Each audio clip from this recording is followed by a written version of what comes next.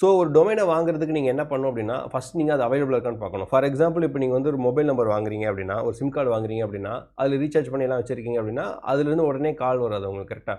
ஒரு mobile phone வேணும். அதே போல் தான் இந்த மொபைல் நம்பர் வாங்கும்போதும் நம்ம வந்து ஃபஸ்ட் செக் பண்ணுவோம் அந்த மொபைல் நம்பர் அவைலபிளாக இருக்கா இல்லையான்னு சொல்லிட்டு கரெக்டாக. ஏன்னா ஒரே மொபைல் நம்பர் 2 பேர் யூஸ் பண்ண முடியாது. அதே போல் தான் இந்த டொமைன் வந்து பார்த்தீங்க அப்படின்னா, நீங்கள் வாங்குறீங்க அப்படின்னா ஃபஸ்ட் அது அவைலபிளாக இருக்கான்னு செக் பண்ணணும். அது வந்து ஃப்ரீயாகவே நீங்கள் கூகுளில் போய்ட்டு நீங்கள் டொமைன் நேம் அவைலபிள்னு போடுங்க. டொமைன் நேம் who.is அப்படின்னு சொல்லி போட்டுக்கோங்க. இது நிறையா இருக்குது ஆக்சுவலி. நீங்கள் டொமைன் அவைலபிலிட்டின்னு கூகுளில் சர்ச் பண்ணாலும் ஏகப்பட்ட வெப்சைட் இருக்கும். உங்களுக்கு எது கம்ஃபர்டபுள் இருக்கோ அதை போய் யூஸ் பண்ணிக்கலாம்.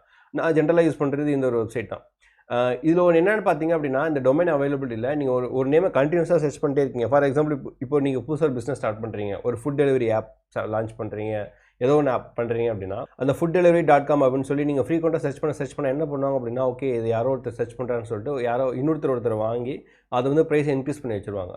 ஸோ ஒன்ஸ் நீங்கள் டொமைனை செக் பண்ணுறீங்க அப்படின்னா, அதை எவ்வளோ